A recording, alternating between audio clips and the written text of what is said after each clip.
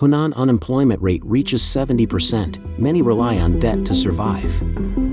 Great Wall Motors shuts down European headquarters, lays off hundreds. CCP conceals what? Nationwide confidentiality training implemented. Huawei executives' internal discussion causes stir, definitely not getting 5 nanometers. Asian military drills surge in frequency, PLA lags behind US in scale. Zelensky accuses CCP, British media reveals important Sino-Russian deal, she betrays Putin. It's all covered in today's China Truths. Henan unemployment rate reaches 70%, many rely on debt to survive.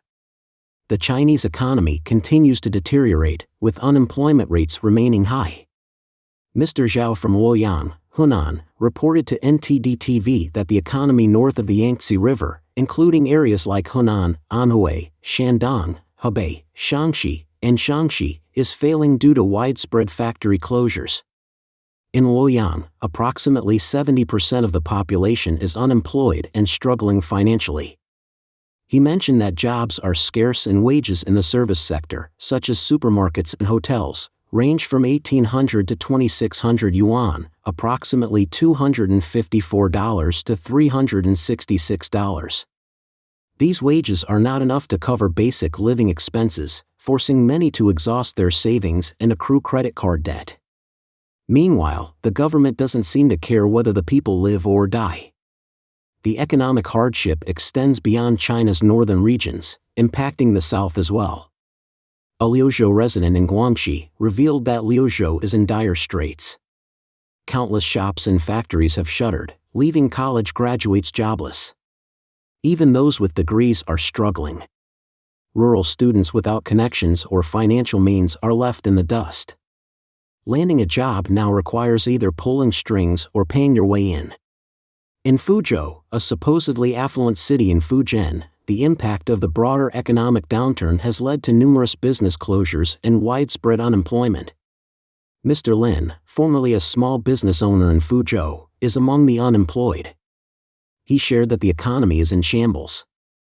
Earning a living is next to impossible with skyrocketing prices. Even a minor illness can set you back hundreds, if not thousands of yuan at the hospital. It's a constant source of anxiety. According to him, post-pandemic, it's been a free-fall. Unemployment is rampant. His friends and neighbors close their shops because there's simply no business. Even the tutoring industry is floundering. Mr. Lin concluded, for middle-aged folks like us, juggling the responsibilities of raising children and caring for aging parents, the financial burden is crushing. Great Wall Motors shuts down European headquarters, lays off hundreds. On May 31st, Great Wall Motors, a Chinese automaker, announced on its website its plan to close its Munich headquarters in August, resulting in the layoff of approximately 100 employees. This decision stems from the underwhelming sales of the company's electric vehicles in Europe. Facing rising EU import tariffs, Great Wall Motors and other Chinese manufacturers are confronting increased production costs and decreased competitiveness. The EU is poised to disclose the initial findings from an anti-subsidy investigation next week, which may further impact Chinese cars. According to 2023 trade data, every additional 10% tariff on top of the existing 10% could increase costs for Chinese electric vehicle exporters by about $1 billion. With the continued push to expand exports to Europe, these costs are expected to escalate further this year. This month, the Biden administration significantly raised tariffs on Chinese electric vehicles from 25% to 100%. Giancarlo Giorgetti, Italy's Minister of Economy and Finance, hinted that the EU might soon follow the US in adjusting its tariff policies. Great Wall Motors also plans to cease its expansion in Austria and Switzerland, choosing instead to directly service markets like Germany, the UK, and Ireland from China. A report from Nikkei News revealed that a senior employee at the Munich headquarters, working for Great Wall's electric vehicle brand Huawei, criticized the company's practices as a dirty business at the expense of employees. The employee wished to remain anonymous. In another development reported by Nikkei, Svolt, a subsidiary of Great Wall Motors, has cancelled its plans to build a battery factory in Lochhammer, Brandenburg, Germany, due to the loss of major orders. Similarly, CATL, a Chinese battery manufacturer, halted its expansion of the first overseas battery plant in Arnstadt, Germany, citing low demand. Great Wall Motors sells its electric and plug-in hybrid vehicles under the brands Aura and Way in Europe. The Aura 03, a compact car retailing for about €40,000, about $43,300, was promoted at a discounted price of €27,000 earlier this year.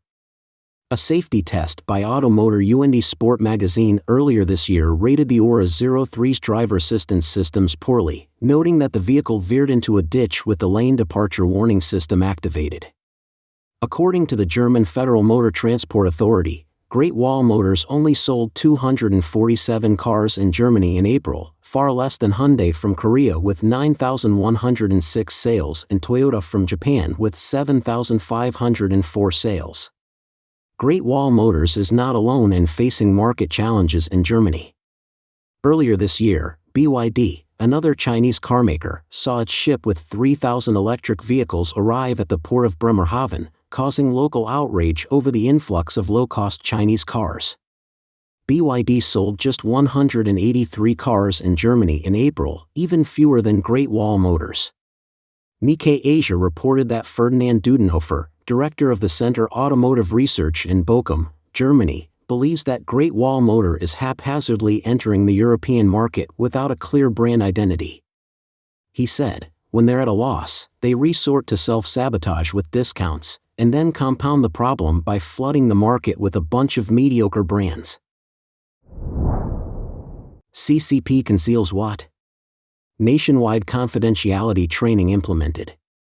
Recently, insiders from multiple Chinese cities told NTD-TV reporters that they have received notifications to begin national online training on state and trade secrets. Furthermore, notices state that all personnel dealing with state and trade secrets are required to participate.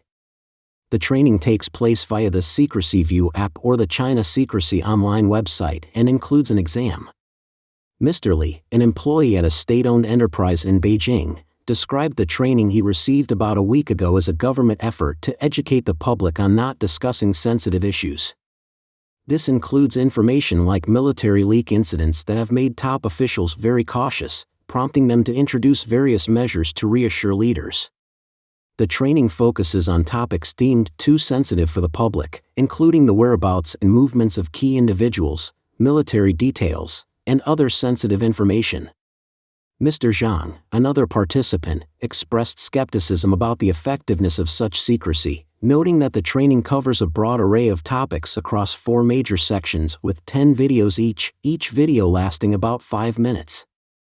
He mentioned that people generally do not take the training seriously, they simply mute their phones and ignore the content. Mr. Jin, from a Hebei state-owned enterprise, also took part in the confidentiality education, highlighting that it now includes academic papers. These require company approval before publication, a change from the previous policy that allowed direct submissions.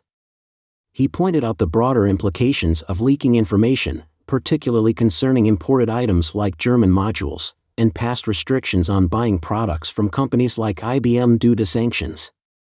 Another civil servant from Shanghai pointed out the widespread enforcement of secrecy, with every unit required to sign a confidentiality agreement, indicating a comprehensive push across various sectors. He advised caution, particularly regarding leaks to the West, and noted the guidelines are vague, often not clarifying what exactly needs to be kept secret. He emphasized that the ultimate goal is to avoid statements that could harm their interests, suggesting the policy is more about political compliance than actual security. Mr. Zhang, a civil servant in Sichuan, also underwent the secrecy training and described an atmosphere of fear and silence. He revealed that he's hesitant to speak because our department recently caught a spy, a woman who shared data with a foreigner and was caught by national security. As a civil servant, they're tightly controlled. They must delete official documents immediately after reviewing them, and sharing them can lead to severe consequences. In the office, they often choose to remain silent to avoid any issues. The Chinese Communist Party increasingly invokes national security to justify crackdowns on espionage and mute public discourse. Many civil servants see this security training as laughable. A resident from Huawei criticized the overemphasis on national security, questioning how ordinary citizens could pose a real threat. He said that the people are so isolated they know nothing that could be considered a security risk, and pointing out that it's the high-ranking officials who hold truly sensitive information. Additionally, insiders have disclosed that recent secrecy training includes threats of penalties for certain behaviors without clear legal justification. This vague and broad approach allows for the persecution of individuals and punishing those who speak out with baseless accusations. Huawei executives' internal discussion causes stir, definitely not getting 5 nanometers. Following the U.S. government's restrictions on companies like NVIDIA from exporting advanced artificial intelligence chips to China, Huawei, affected by U.S. sanctions, became a prominent supplier of AI chips in China. Despite reports of Huawei's intentions to manufacture 3 nanometer chips, these plans have remained largely aspirational. In August last year, Huawei introduced the Mate 60 series smartphones, which feature the Kirin 9000's chip. This chip employs advanced 7 nanometers processing technology and is produced by SMIC, China's leading chipmaker. The launch generated considerable excitement. A recent report by Tom's Hardware indicated that Huawei and SMIC plan to work together to produce 3 nanometers chips using patented self-aligned quadruple patterning (SAQP) lithography technology. The report also highlighted that the costs of producing 5 nanometers or 3 nanometers chips are extremely high, rendering them impractical for commercial devices but suitable for supercomputers or military applications. It is still unclear when or if Huawei and SMIC will be able to mass-produce 3 nanometers chips. Some technology columnists have suggested that achieving this milestone could take years, and by then, the global market is likely to have transitioned to using 1.4 nanometers chips. Notably, Taiwan's TSMC had already successfully mass-produced 3 nanometers chips in 2022 and is progressing towards 1.4 nanometers technology. Nonetheless, expectations for Huawei may be overly optimistic.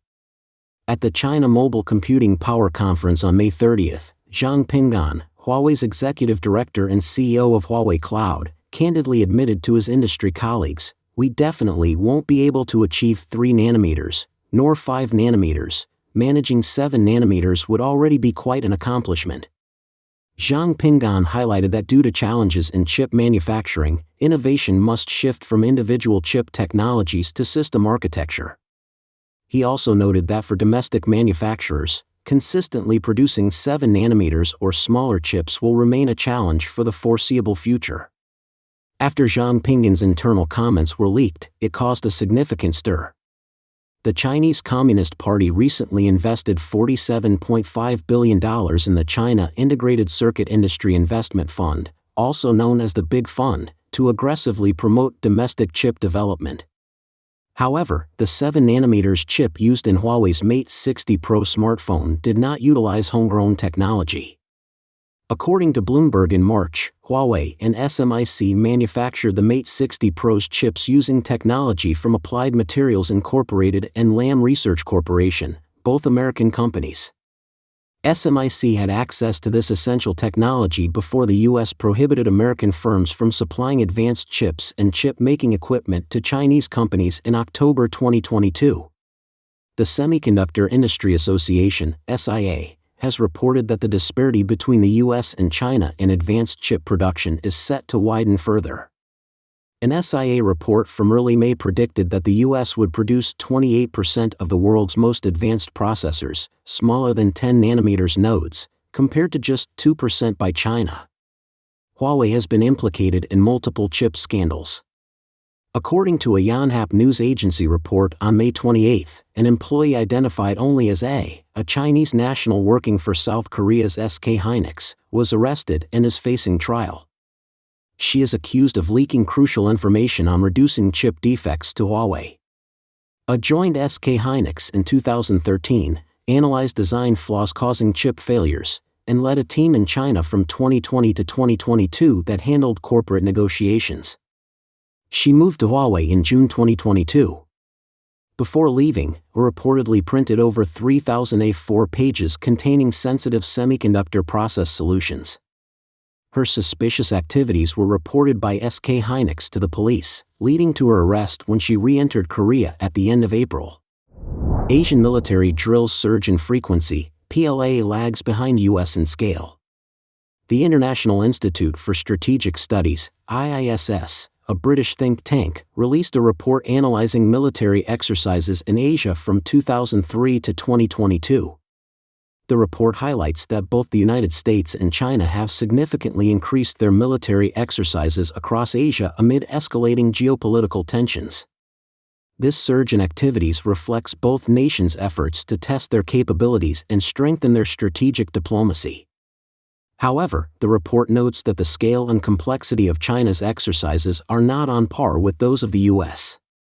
According to the report, the U.S. conducted about 1,113 exercises with Asian countries, while China participated in only 130. Additionally, military deployments in the region have intensified over the years due to tensions in the Taiwan Strait and territorial disputes in the East and South China Seas. Wang Jisheng, Secretary General of the China Asia-Pacific Elite Exchange Association, explained that the main reason for the increase in exercises is the strategic competition between the U.S. and China in the Asia-Pacific. He noted that while some might think China's increased military activity targets Taiwan, it actually reflects broader strategic ambitions that extend from the Yellow Sea to the South China Sea, aiming to match or surpass U.S. military capabilities. The IISS report also pointed out differences in how the U.S. and China conduct their exercises. The U.S. aims to maintain its leadership by conducting extensive exercises with regional countries and promoting interoperability with allies.